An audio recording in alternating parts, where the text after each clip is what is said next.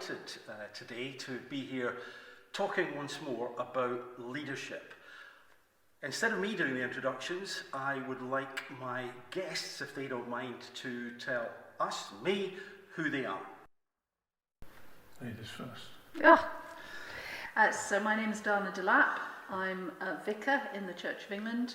I am chair of the local church planning board, and I have always enjoyed taking leadership roles. Thank you. And I'm Robert Birch. I used to work in banking technology all over the world, and in leadership roles in that, and in engineering and software. And now I'm semi-retired and working as an IT consultant with various charities, as well as doing stuff in the church here. Thank you both very much. I wanted to begin by asking about resilience. There's an awful lot happening out there right now, and I believe, we can test whether you think it's the case as well, that someone in a leadership role needs to be resilient. They need to be resilient because it's that old adage, they've got to put the oxygen mask on themselves first, so they have the capacity to help other people in whatever that leadership role is.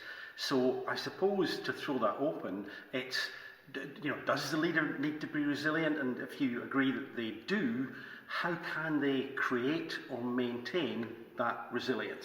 I don't know who wants to answer first.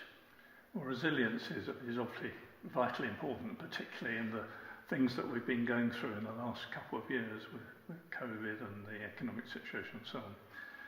The difficulty, I think, is that leadership is very lonely, and so you need support, and that will depend on the structure that you work in.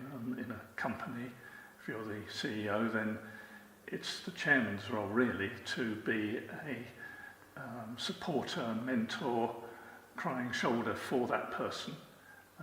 In a charity or church environment, then it may be a circle of people that you have around you who you elect to share things with where you can, and get them to help you. Thank you. I think resilience is a bit of a slippery word, because people assume that it means a hardness to it, an inner strength.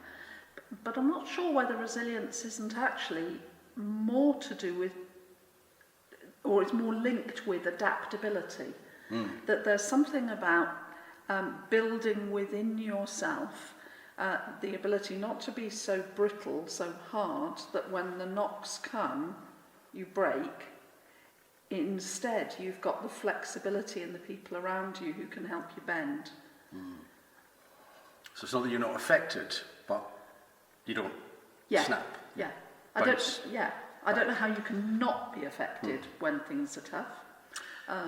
No, I think that's a really good point. I mean, if we don't make mistakes 51% of the time, then we're probably doing all right. And the 49%, we mustn't get too upset about. Use it as a learning experience. And I'm wondering then with that, because I think we're agreed that resilience is a good thing and a good thing for the leader to have.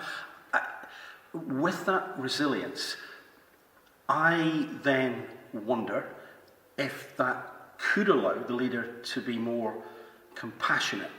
And I suppose I should put the caveat in there, or another question. Does a leader need to be compassionate? Should they be compassionate? And then maybe we can explore what that compassion might look like if you agree, and you might not. Does a leader need to be compassionate? Should they be compassionate? I expect Dan will give a different answer to me on this one. If you're in a corporate environment, your primary objective is towards the shareholders, and legally you have to bear that in mind all the time. The long-term benefit to the shareholders is keeping your staff and customers happy and satisfied in their roles, and compassion obviously comes into that. But I think when it comes to business decisions, you have to almost have a divorce. You have to do what's best for the business within reason. It's got to be morally okay and legally okay. And then perhaps you look at how that affects the staff or whoever it is affecting as a sort of separate exercise and do the best that you can. Now, I'm not saying that if you've got two decisions, one is going to make you 99p profit and upset the staff, and the other one's 98p profit and won't upset the staff, that you shouldn't go, you have to look at the whole picture.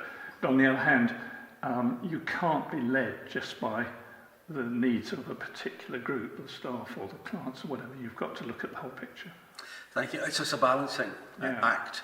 That I mean, it's interesting that you were saying that if we have to look towards the shareholder and to keep them happy, to put it that way around, but there is a link to people being happy within the business. So that, it may not be immediately obvious. You pull this lever here, and it takes 6 months to show up over there, and that, I think the fact that it's conscious, for me, is really important, that leaders do think about it, that they don't just say shareholder, they understand that the staff, the people in that team, in that organisation, and how they feel does or can have an impact, negatively and positivally.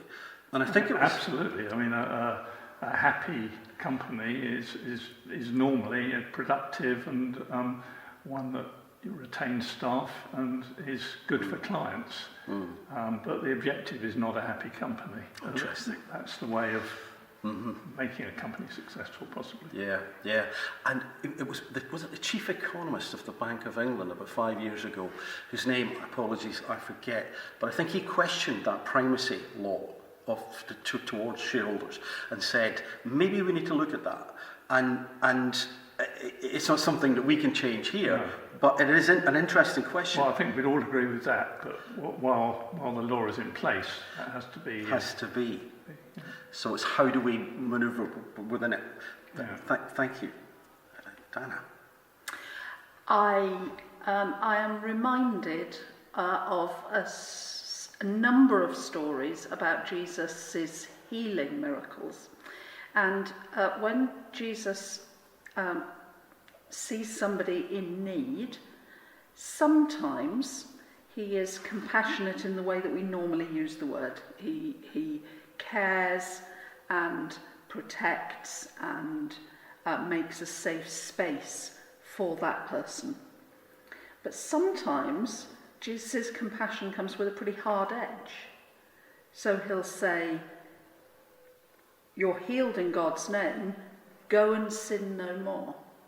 And I just wonder about compassion, whether we think of it as being a bit kind of marshmallowy and making everything nice.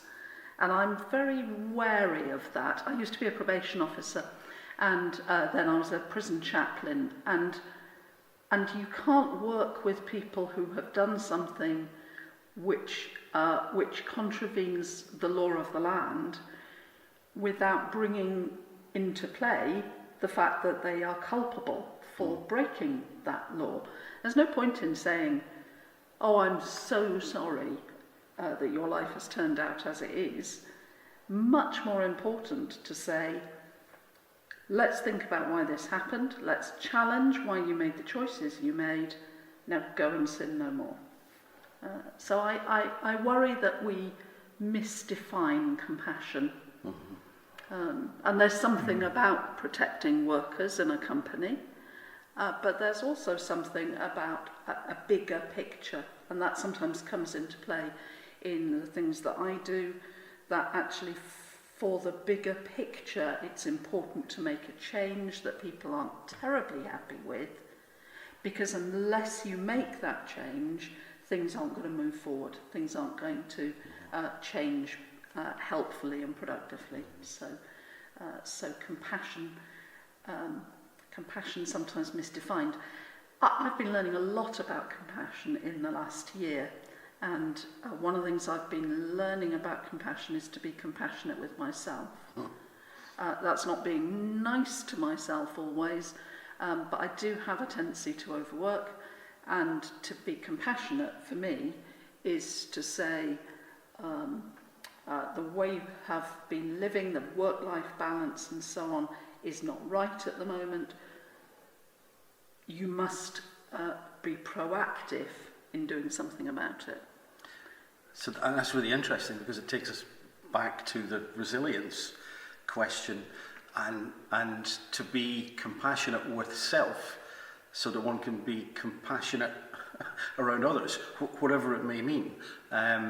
Yeah, I think it can be defined incorrectly. I don't think it's necessarily a woolly, wrapped up in cotton wool space at all. I think you know, what is that? Cruel to be kind, to use one of those handy phrases that get bandied about, or tough love. Not that I particularly like either of them. But sometimes, both are valid. Yeah, and sometimes that is compassionate, and it kind of resonates as well. I think to your dynamic tension between the business needs and what can we do for people, but they're still in a business. Yeah, well, it looks like Donna and I do agree after all. But, helpful when we work together. I mean, when it comes to appraisal, being compassionate is not skirting around the truth, is it? We're trying to develop individuals, and if they're making a mess of things, we need to make sure they're aware of that and help them in doing something about it. Thank you. One of the things I'm really interested in is how people assume, when it comes to appraisals, that if something negative comes up, that is not compassionate, and it challenges something inherent within them. So rather than, as you said at the beginning, taking it as something to learn from, people get very anxious about the idea that they're not doing something well 85% of the time. Whereas, of course, we don't, do we? We're always messing up and needing to learn from our mistakes. That being said, I hate appraisals and really wonder whether there's a place for them rather than sort of continuous staff development. Well, they always say that there should be no surprises in an appraisal, so there should be sort of constant conversations, and maybe if there are, then that's to do with the communication between one person and others, or another. But linking it to pay, for example, is a terrible idea with appraisals. Best if things are 6 months apart, really. Yeah. Less stressful, that's for sure. Yeah. That's more compassionate. Well, let me finish off. By all means, add anything else in, but I've got one question that I'm springing at you, because I just thought about it. If these cameras allowed us to talk to leaders, let's just think politicians, people in charge of large and small teams, communities, organisations, is there one or two sentences, if you could give them that message directly, what would it be, thinking about going forward from there? What would be the message to that leader? And I appreciate that there are many different types of leaders, but if there was a generic one, what might it be? We're in danger of getting into politics here, aren't we? It's integrity, building respect, and I think so much about leadership is surrounding yourself with a team who grow to be better than you and complement what you do, and with the idea that you work yourself out of a job and go on to something else. So integrity, respect, and to surround yourself with people who are better, one has got to dial down the ego and be humble about it. So that's certainly something that speaks to me. Thank you. Dana? I have a favourite phrase that's extraordinarily naff, and I learnt in the States about 40 years ago when I was working there. Every day is a school day. That idea that you can always learn, and I have got better at saying sorry when I mess up. I have got better at acknowledging mistakes and learning from them and moving on from them. So I think that vulnerability is really important. So we've got integrity, getting people around us who know more and being able to handle that from a humble perspective, and that seems to resonate closely with this. You're learning every day to be vulnerable, to not know, and to ask. Anything else that you want to add before we finish off our little video today? I think I want to say something about mentorship as well. As you were summing up there, I was just aware of the people that I gather around me. So I have a wonderful team of people that I work with, but I also have people in different areas of leadership. So I work in a church, but I have a couple of head teachers that I work with. I've got somebody who is a CEO, people whose leadership is a different style to mine, but one that I can learn a shed load from. And having a people around me like Robert is an absolute joy, because I know that I'm fully supported, but I know too that I've got a lot to learn, and that helps me to learn. That's a great thought. Thank you. Robert? Yeah, I think leadership is a transaction. I mean, I work with a lot of charities and we have volunteers, and they're not paid, you can't be, and they need to get something out of it. And so the satisfaction of doing a good job, being respected for doing the good job is one thing. You know, giving them free meals is another. But I don't think you can consider just paying somebody in a permanent role as enough motivation for doing the job. You've also got to almost treat them like the volunteers and look after them in the same way. So you're having to look at it from a holistic perspective. Yeah, thank you, because it's their time on the planet, and that's kind of priceless. Well, thank you both very much indeed. I found that personally really enlightening and useful. I'm going to take some notes and try and improve.